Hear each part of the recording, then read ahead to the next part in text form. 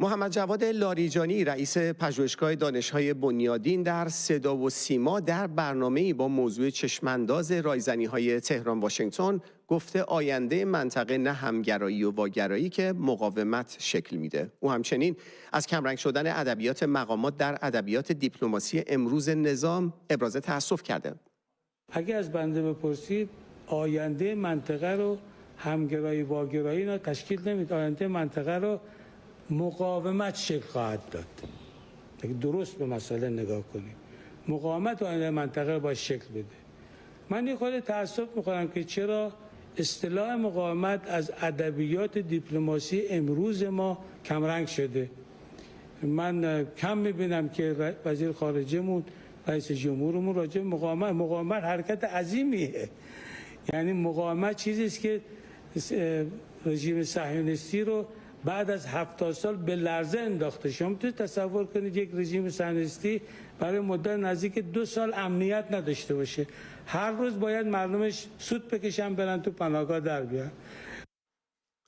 عباس عراقچی وزیر امور خارجه جمهوری اسلامی دیروز دوشنبه در تهران با باسم نعیم و اسامه همدان از اعضای سازمان تروریستی حماس دیدار و گفتگو کرد. عراقچی با تاکید بر تداوم حمایت‌های جمهوری اسلامی از مقاومت و ملت فلسطین گفته بود طرح‌های ارائه شده از سوی اسرائیل و آمریکا برای برقراری آتش‌بس تأمین کننده منافع و خواست‌های اصلی مردم فلسطین نبوده.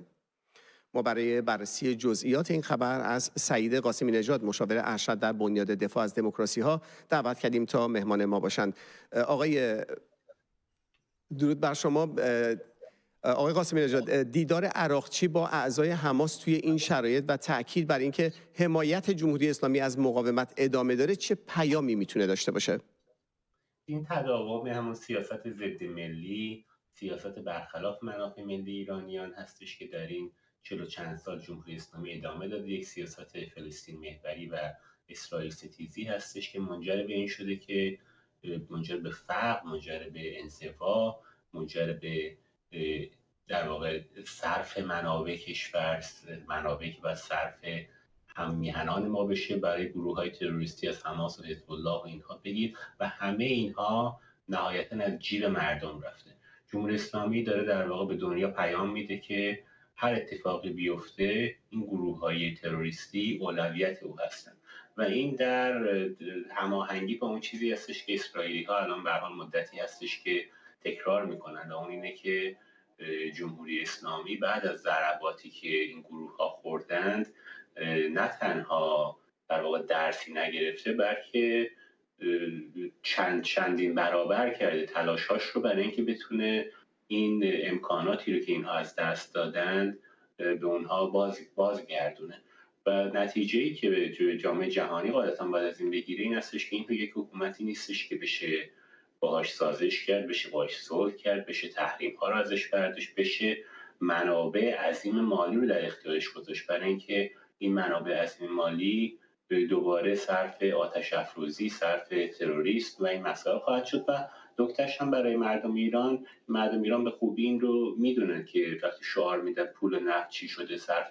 خرج فلسطین شده، یعنی میدونن که منابعی که به دست جمهوری اسلامی برسه به صرف ملت ایران نخواهد شد و این پاسخ به کسانی هستش که میگن باید به عنوان حالا اصلاح طلب به عنوان نیروی ملی مدعی هستن که یک قراردادی بین ایالات متحده و جمهوری اسلامی منافع ملی ایرانیان رو تأمین خواهد کرد برای اینکه فشار رو از مردم برخواهد داشت. نه خیر، فشار رو از حماس و حزب الله و انصارالله و جهاد اسلامی برخواهد داشت.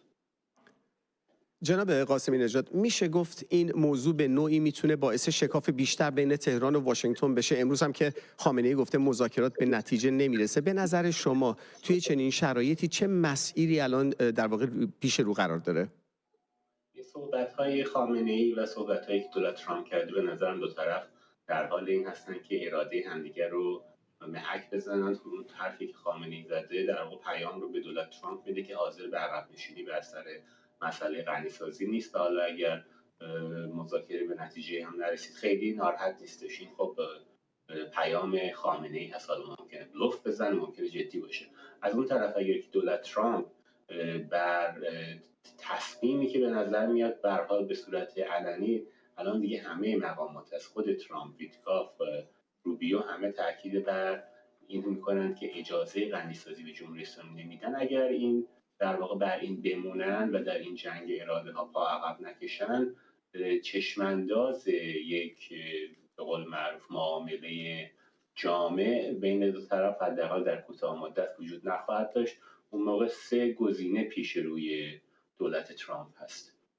یکی فشار حداکثری هستش، یعنی فشار رو افزون کنن واقعا، یکی برخورد نظامی هست و یکی مشابه اون چیزی که حالا به JPOA معروف شد، یعنی یک معامله موقتی که در سال 2013 با جمهوری اسلامی کردن اگر خاطرتون باشه تا 2015 ادامه داشت. یک معامله موقتی برای اینکه تنش‌ها رو کنترل بکنه. خب ترامپ پیشتر گفته که و در این حرفای اخیرش هم برای این گفته که خب ما برای این تاکید کرد که ما وقت نداریم. منتها در درون دولت ترامپ به هر حال من فکر می‌کنم چهرهایی مثل JD Vance، مثل ویتکاف به دنبال این گزینه سوم باشن، یعنی برای اون تلاش بکنن. اسرائیلی‌ها و بازهای جمهوری خواه ممکنه که به دنبال گزینه دوم باشن. اون چیزی که شاهزاده رضا پهلوی برش تاکید کرده این استش که گزینه مطلوب ملت ایران فشار حداکثری بر رژیم هست همراه با حمایت حداکثری از مردم ایران برای اینکه مردم ایران بتونن در واقع جمهوری اسلامی رو ساقط بکنن و من امیدوارم که تلاش‌ها به این سمت بره که فرصتی به مردم ایران داده بشه، حمایت از اونها بشه برای اینکه خودشون جمهوری اسلامی رو ساقط بکنن قبل از اینکه کار به یک درگیری نظامی بکشه. آقای سعید قاسمی نژاد، مشاور ارشد در بنیاد دفاع از دموکراسی‌ها، سپاسگزاریم از حضور شما در برنامه امشب. سپاسگزارم.